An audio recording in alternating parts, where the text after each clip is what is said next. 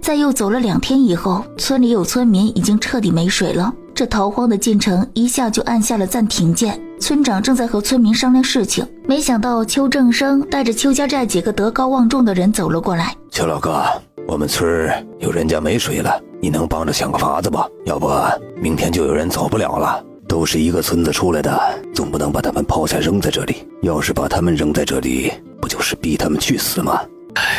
这大家都差不多，走了一路，天气又热，人渴了喝的水也就多了，那畜生也要喝水呀，就出门时带的那3-5桶水如何够啊？实不相瞒，不是你们这里才缺水，我们寨子里也有人家没有水了。这样的难题不止如意村有，他们的更大，毕竟在人数上来说，邱家寨的人口更多一些，就算暂时问题没有如意村严重，但也只是暂时的，过不了几天，缺水的人会更多。他想到这里，不禁朝邱之义所在的方向看了过去。当初要不是自家女儿提醒，他们才早几天多囤了一些粮食和水，不然他们邱家寨可能会比如意村的人更早缺水。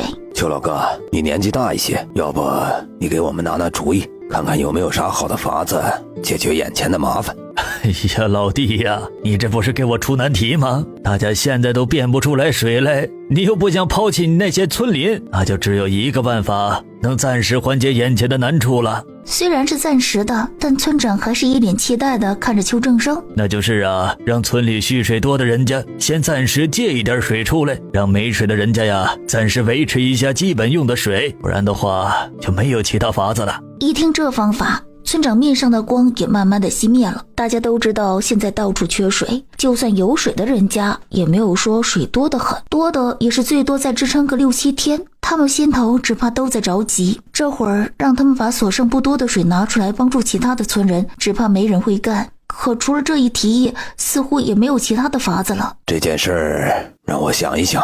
邱正生也不多话，反正难处大家心头都清楚，最重要的就是各自的取舍了。就在邱正生和村长商讨缺水事宜的时候，邱家的2个嫂子也跟着过来找邱之义了。我们村子已经开始有人断水了，不知道咱们寨子里怎么样？唉，还不是差不多。虽然你之前已经提前提醒过我们了，我们确实也比别人家多存了一些水和粮食，可是白圆圆一下说不下去了。可是爹那个性子你也知道的，他就看不得寨民吃苦，看别人没水喝了，他就把家里的水拿给别人喝。本来我们家的水还存得挺多的，这会儿都没有多少了。今天和娘盘算了一下，我们家的水最多就能支撑个4-5天，只怕也要断水了。家里孩子多，白天赶路就很累了，总不能不让孩子们喝水吧？我们大人渴了还能撑一撑，可孩子那么小，他们实在不忍心啊。爹虽是寨主，但也不是就是菩萨，他这么把水拿出去，可不就是苦的我们吗？白云云的语气有些怨怪，毕竟家里的几个孩子都是他亲生的，除了小叔要小一些，其他的几个都是他的骨肉。白天的时候，老大老二要水喝的次数多了些，还被邱正生责骂了几句，现在就连最小的2个喝水都不敢随便给他们喝了。之意，家里的人都劝过爹了，可爹还是执意不肯。我们一说，他就让我们住嘴，说邱家寨的寨民本就是一个祖宗传下来的，他不能见死不救。虽然爹看着严肃，但我们都知道他对你说的话还是听几分的。失意，你找个机会劝一劝爹吧。你放心，等明天休息的时候，我就带着小宝去看看他。闻言，白云云2人互看了一眼，顿时松了一口气。娘说我们大人可一点没傻，团团年纪还小，就让他多喝几口。娘知道你提前准备好了水，但再多也多不到哪里去，趁我们那儿还有些水，就让我们给你带一水囊过来。二嫂，我们的水是够的，这水我不要，你们放心，团团渴的时候都是想喝就喝，没有让他渴着，倒是问脸他们几个，只怕还没团团喝得多呢。这水你拿回去，爹的事我一定会去劝他的，你也不要太担心了。白圆圆点点头，但心里其实并不抱太大的希望，毕竟他家这个公爹，他还是很清楚他的脾性的，只是让小姑子试一试，多少有一丝希望。等2人走了以后，邱之义便皱起了眉头，虽然他嘴上答应了2个嫂嫂，但也知道希望渺茫。从前他看书的时候都没怎么看邱家人的结局，不过不用想，就邱正生这样的，只怕邱家的结局也不会太好。尤其那几个孩子，一个个的又聪明又乖巧可爱，主要是他也很喜欢他们。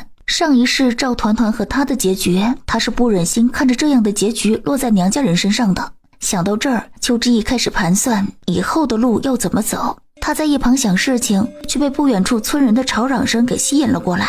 眼见着村人的情绪越来越激动，邱之意抬步就走了过去。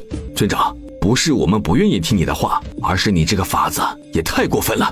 我们一路走来，别说水源了，就是水花花都没看见一个。没水别说牲畜，就是我们人也活不了几天。村长，你能给我们个准数不？我们什么时候能找到新的水源？村里缺水的人他自己缺水，关我们啥事儿？我们村现在有水的人家，谁不是一家老小顶着大太阳熬过来的？我们舍不得多喝一口水，就是为了能熬到后面找到新的水源。可现在新水源没找到，村长你就非要让我们把家里的水匀一些出来给没水的人，你这不是存心要我们的命吗？可不是嘛，那是水的问题吗？那是命的事儿。这水你们谁愿意出就出，反正我不出。是啊，村长，我家虎子白天多喝了一口水，就被他爹一巴掌打掉了一颗牙齿。这水可是我们的命根呐！大家都是一样的出来逃荒，他们自己喝水喝完了，关我们什么事啊？打死我也不会拿一滴水出来的。有水的人家纷纷反对，虽然平时大家都是和睦村邻，但水这件事可关系到一家子的身家性命，这种时候什么村邻情分那都是狗屁。狗日的王二蛋，当初你爹从山上摔到半山腰，没人敢去把他拉上来，是老子不顾危险把你爹拉了上来。虽然你爹没活几天，但老子对你家也是有恩情的，现在不过是找你匀点水，你还不干咧？早知道老子当初就不帮你家，让你嗓子哭哑了也不抵用了。你的恩我记着，但我要是把水给你了，我家的几口人咋整？总不能让他们跟着我渴死吧？两人当众吵了起来，其他几户没有水的也开始指责起另外一些不肯匀水的人。都是一个村子的人，平时相互帮衬的时候多的是，这会儿数起往昔的人情来，一个比一个气愤。现在只是出现了几户没水的，村里这些人就开始互相指责。等以后遇上更大的困难，村长见此立马喝止住了众人。我不是让你们无休止的匀出水来，我知道大家都缺水，都没有水喝，但是现在我们没有办法，都是几十年的村邻，你们总不能忍心看他们渴死吧？他也知道真的活不下去的时候，没水的人一定会起来闹事的。他现在也是没有法子了，只能暂时先稳住这部分人。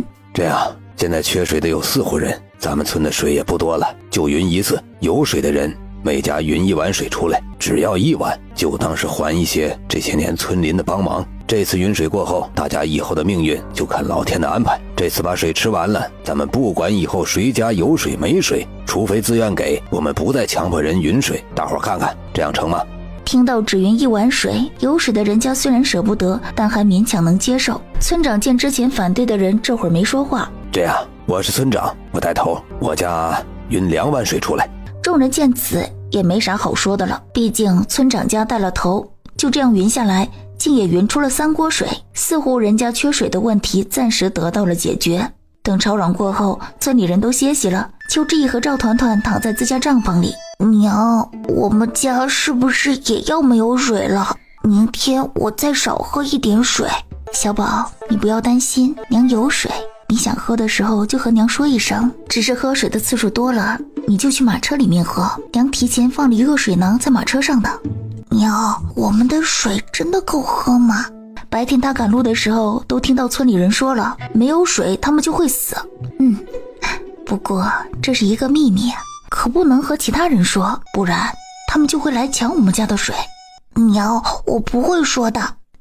好孩子，睡吧。邱之意虽然躺着，但心里却在担忧着邱家人的事。他爹这么搞下去，迟早要把邱家人逼上绝路。从开始缺水，村里人的情绪就已经不如之前那么平稳了，大家身上都已经带着暴躁和毫不掩饰的焦虑了。等到夜深人静，村里人都睡下了，邱之意才进了空间。